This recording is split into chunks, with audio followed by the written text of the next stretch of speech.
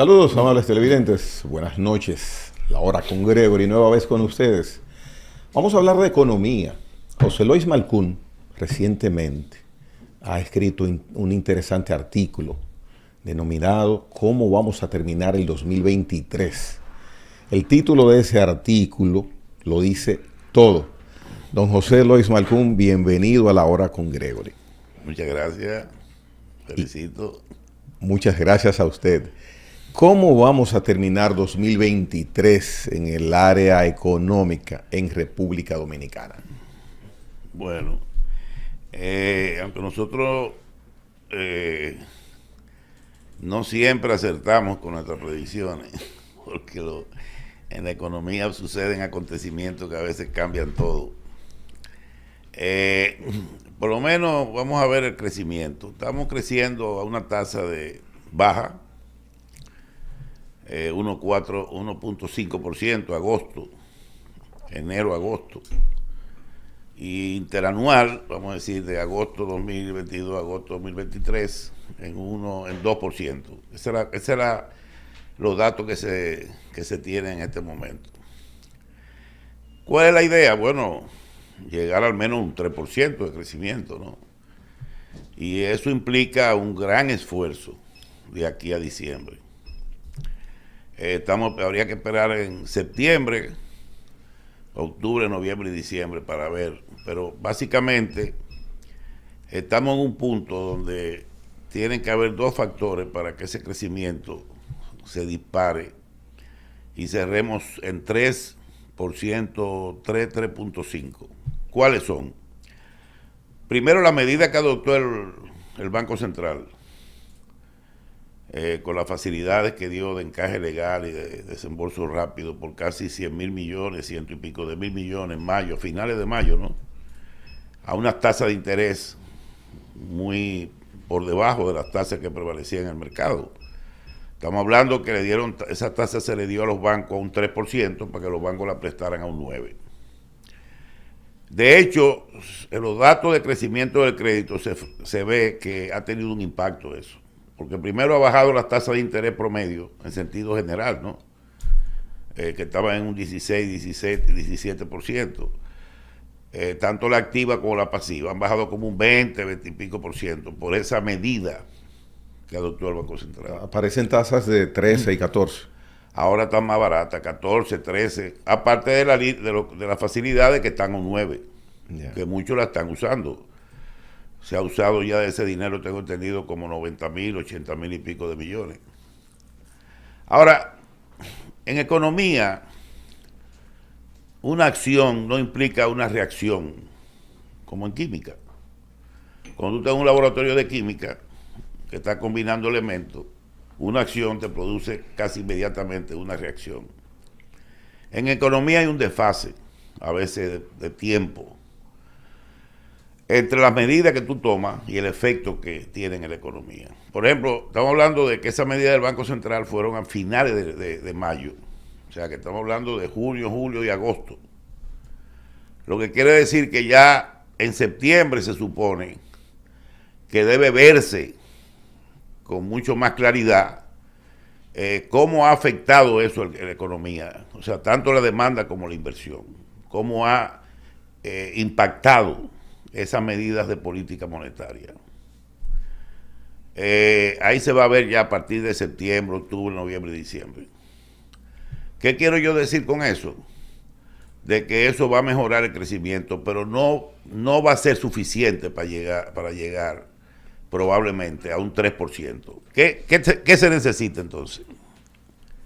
Se necesita la mano del gobierno, el brazo del gobierno. ¿En qué sentido lo digo? En que en el presupuesto de gasto de inversión al mes de agosto se había ejecutado 55%, o sea, faltaban 60 y pico de mil millones para ejecutar entre septiembre, octubre, noviembre y diciembre. ¿Qué pasa? En el presupuesto modificado se aumentó en 37 mil millones más el gasto de inversión. O sea que estamos hablando que el gobierno tiene para gastar entre septiembre y diciembre, 4 meses, casi 100.000 millones de pesos en gastos de inversión. Si no lo hace, ¿qué ocurriría? Si lo hace, ¿qué ocurriría? Si lo hace, en adición a la medida que tomó el Banco Central, yo estimo que debemos crecer en un 3 o algo más en este año, un 3% del PIB. Hay un precedente, seguro. Hay un precedente no agradable si tomamos en referencia ese punto que usted está tratando ahora, 2021-2022.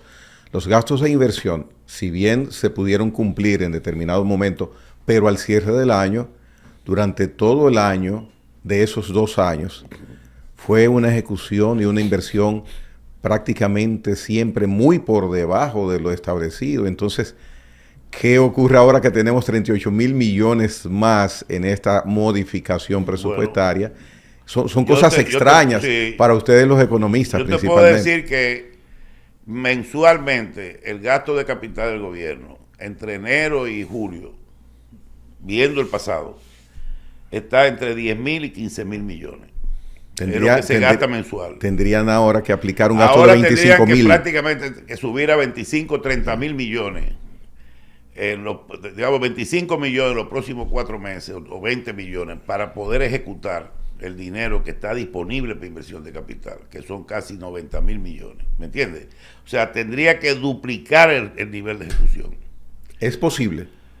Es posible, porque proyectos hay de sobra. Hay muchos proyectos que están también en ejecución, que requieren muchos recursos, como las presas, como el caso del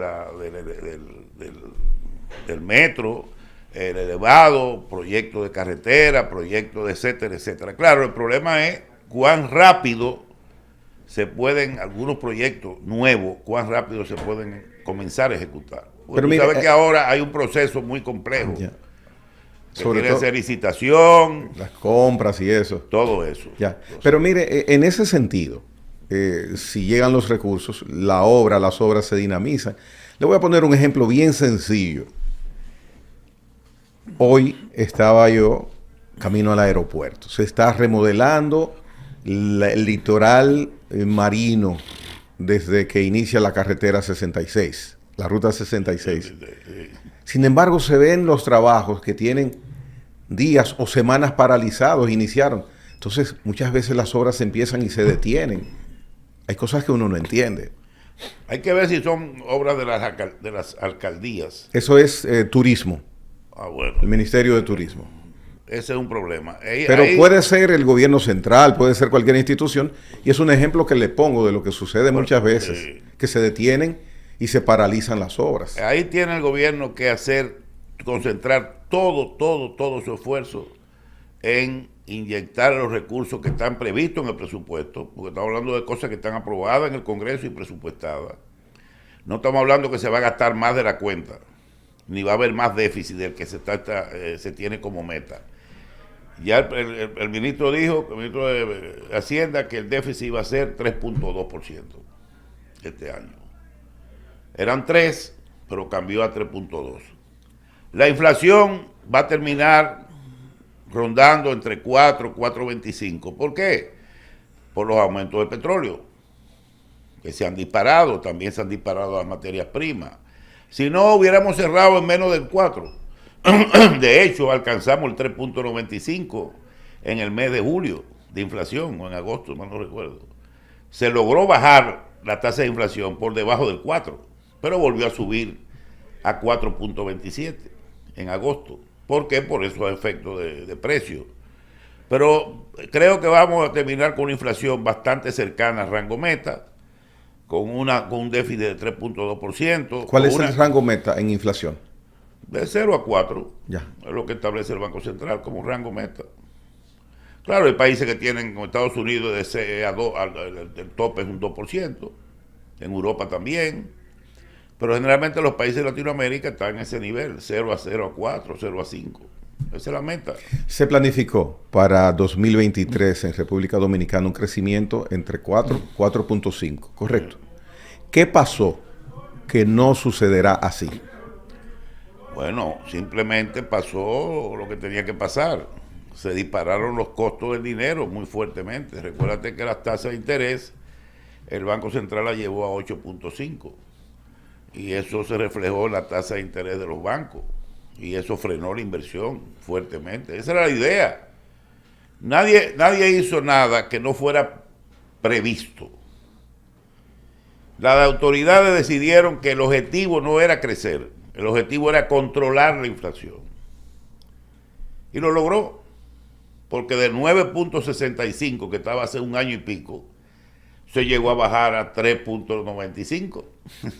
O sea que el freno que se le dio a la economía para controlar el precio, para evitar que los precios subieran subiendo o que subieran dentro de un rango razonable, se logró. Yeah. ¿Y el costo que se pagó cuál fue? Bueno, que estamos creciendo muy por debajo de las expectativas que se habían fijado para este año. Obviamente, la economía dominicana da mucha sorpresa. No nos confiemos. Porque es una economía que siempre, de un momento a otro, salta y se producen cambios realmente increíbles, de un mes a otro, de un mes a 2 meses, en el crecimiento. Yo creo, como te digo, si el gobierno aprieta la muñeca y logra que el gasto de capital que está disponible en estos últimos 4 meses, 3 meses, digamos, yo estoy hablando de septiembre porque los datos que tengo son a septiembre, pero si aprieta el gasto de capital metiéndole 25.000 millones, por lo menos 20.000 millones mensual promedio, yo creo que se logra la meta de un 3. CEPAL habla de un 3.7, otros hablan de 3.5. Yo me conformaría con que llegáramos a un 3%. Muy bien. Hay una inflación que es mayor a la que es rango meta y es mayor a la que hasta este momento está acumulada, con la cual usted se siente como analista confiado y satisfecho porque se ha logrado controlar la inflación. Me refiero a la inflación de la comida, de los alimentos, que es una inflación que incide mucho en la política dominicana. Por ejemplo, vemos el precio de un plátano, vemos el precio del azúcar, que podrá tener su justificación, y hay otros rubros que verdaderamente en la canasta familiar, ojalá fuera un 4, ojalá fuera un 4. ¿Qué pasa con esos productos? ¿Qué tanto inciden en esa inflación que está controlada? Porque es mucho más alta. No, como te digo, la canasta básica, esos son los renglones alimenticios que te indican cómo impacta eso en la inflación. Eso más el transporte, más otros gastos, medicina, todo eso influye en los precios, no solamente los alimentos, un conjunto de bienes y servicios.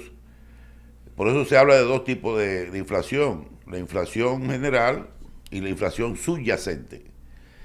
¿Cuál es la subyacente? Quitándole los precios de aquellos rubros más volátiles, quitando el combustible, los alimentos. Entonces tú mides lo que se llama inflación subyacente. La subyacente también ha bajado aquí, bastante. O sea, porque es un indicador que te da una idea de cómo están los precios de otros bienes y servicios.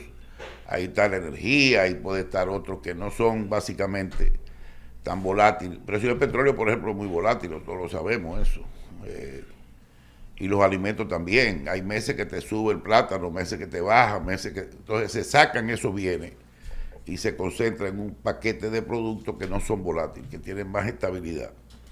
Pero en fin, lo que la gente ve es la comida.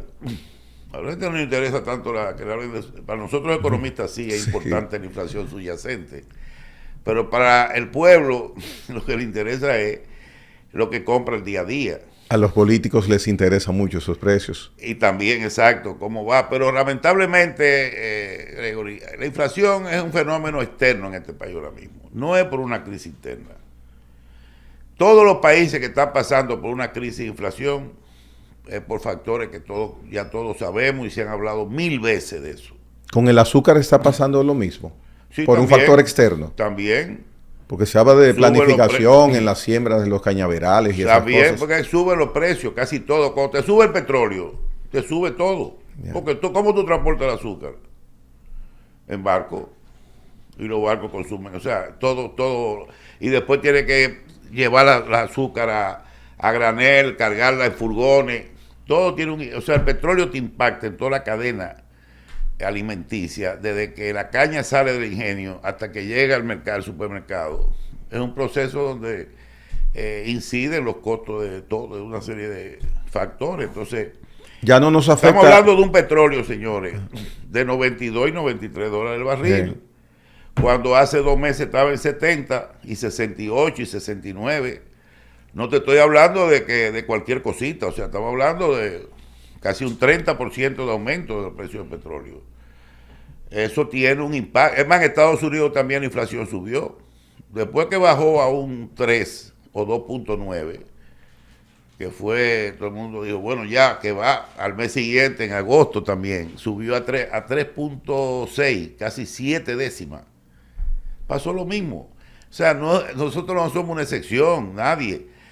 Los países sufren la misma consecuencia por efecto de una situación externa, muy lejos de aquí, que no podemos controlar. O sea, una guerra que no le vemos el fin, bloqueo al comercio de granos, que todavía sigue.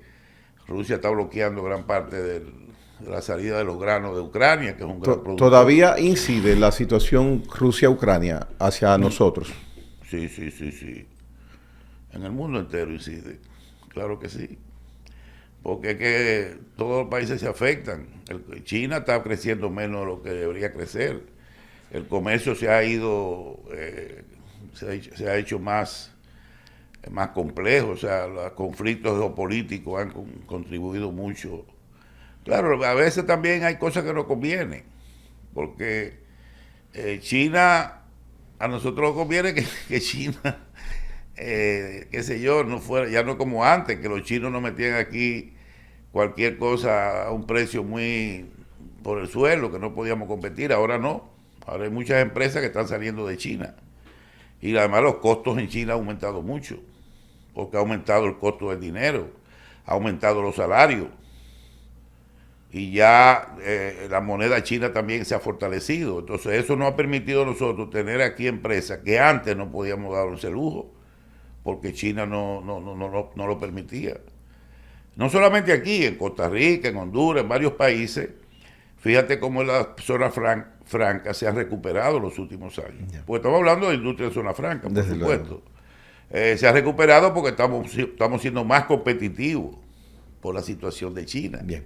Don José, en el Financiero Digital, en el portal Financiero Digital, usted escribió recientemente un artículo también muy interesante. La economía dominicana salió del coma. Esos factores que usted indica que estamos posiblemente llegar a un 3% de inflación, que el crecimiento está aceptable, solo puede mencionarse con esto que salió de coma. ¿Está justificado que haya salido de coma? Bueno, yo dije eso en un momento. Yo lo dije con respecto a lo que sucedió en julio, creo sí. En julio, la economía dio un salto interanual de 0.1 a 2.9. Y el crecimiento también entre enero y agosto subió a 1.4. O sea, fue un punto donde yo dije, bueno, salimos del coma.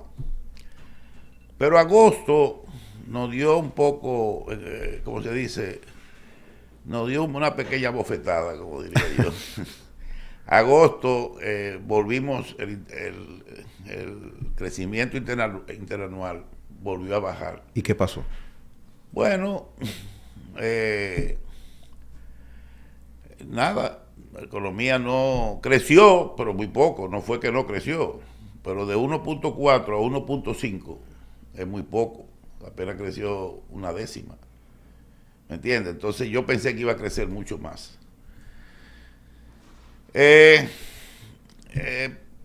Hay muchos factores, o sea, la gente normalmente ya espera la Navidad para gastar, o sea, otros también cuando se acercan las elecciones hay siempre un poco de contracción en la inversión, también pero después los demás sectores básicos están creciendo bien, el turismo, remesas, no con el mismo ritmo del año pasado, no igual. Por ejemplo, el turismo está creciendo, pero no como el 2022. Las zonas francas están creciendo, pero tampoco como en el 2022. O sea, ha habido un crecimiento, pero mucho más lento, mucho más. Y es una etapa difícil, que la única forma de romperla es, bueno, que el gobierno ahora asuma un rol más protagónico en materia de inversión. Volvemos al inicio de su conversatorio, gastos de inversión. Pero, don José, hay una situación, y tengo que poner el pero, y repetir lo que ya dije hace unos minutos, que ha pasado con la práctica de este gobierno, el área económica, de que los gastos de inversión siempre han ido reducidos, teniendo dinero. ¿Qué es lo que justifica eso? ¿Estrategia equivocada? Si es estrategia, ¿qué pasa con eso? Eso es un manejo natural del presupuesto. ¿Por qué? Fíjate cuál es el punto. ¿O es el color de la forma de la economía? El gasto corriente, generalmente, está amarrado. Está amarrado porque hay un componente de gasto de salario que tú no puedes mover.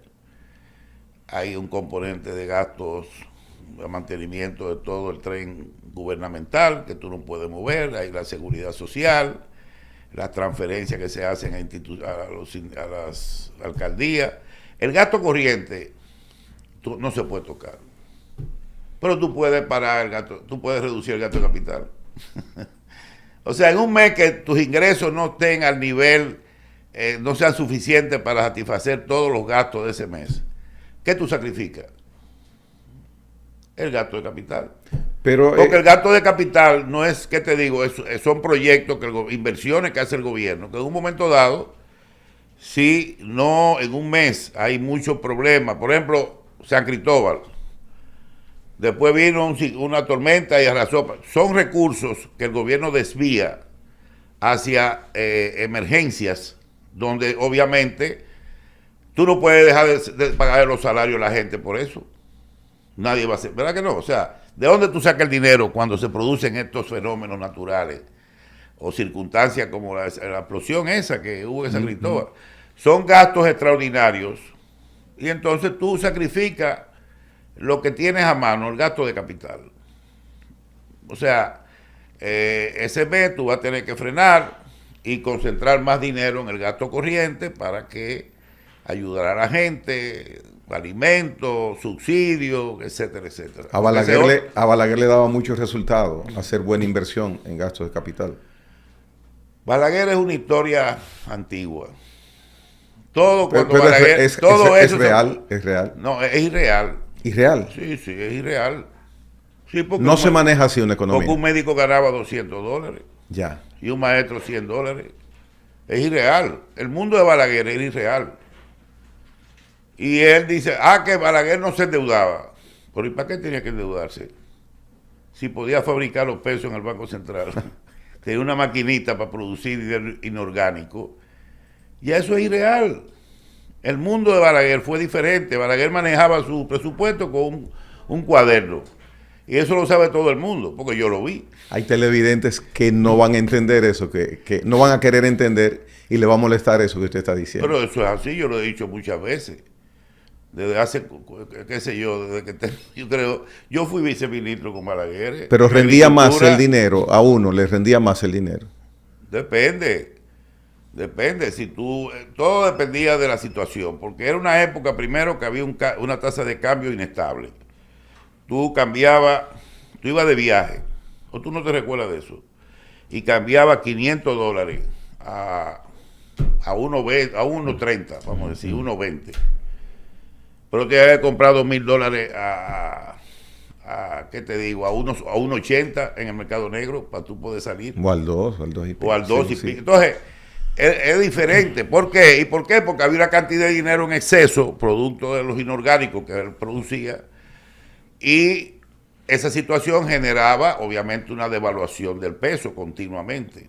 Y Balaguer se dio el lujo de gastar 30% del presupuesto en inversión. 31 llegó. Pero los salarios eran de miseria. O sea, yo no te voy a decir, y el poder adquisitivo, bueno, si tú comparas el poder adquisitivo, claro, el plátano no costaba 20 ni 25 pesos, pero aún así, hoy en día, todo es diferente. Aquí el salario mínimo casi está en $500. O sea, aquí estamos con un salario per cápita al año de $10,000 casi. Estamos hablando de que no son los $1,000 y pico de hace 20, 30 años, 40 años de Balaguer. Obviamente Balaguer tuvo también un periodo posterior que ya no tenía tanto gasto de inversión. En los últimos 8 años que él gobernó, el gasto de inversión cayó a un 20%. Muy bien, muy bien. Vamos a hacer una pausa, don José. Vamos a tratar, que usted trate, al inicio del próximo bloque, un tema, economía, lo que significa economía con respecto a cierre de frontera con Haití, qué tan significativo puede ser eso, porque se está especulando, y digo especulando porque veo comentarios que no tienen una base concreta, es lo que siento, sobre lo que significa que la frontera esté cerrada, y si se mantiene este cierre, también hasta dónde puede llegar a afectar la macroeconomía dominicana. Después de la pausa, José Lois Malcún esta noche en La Hora con Gregory.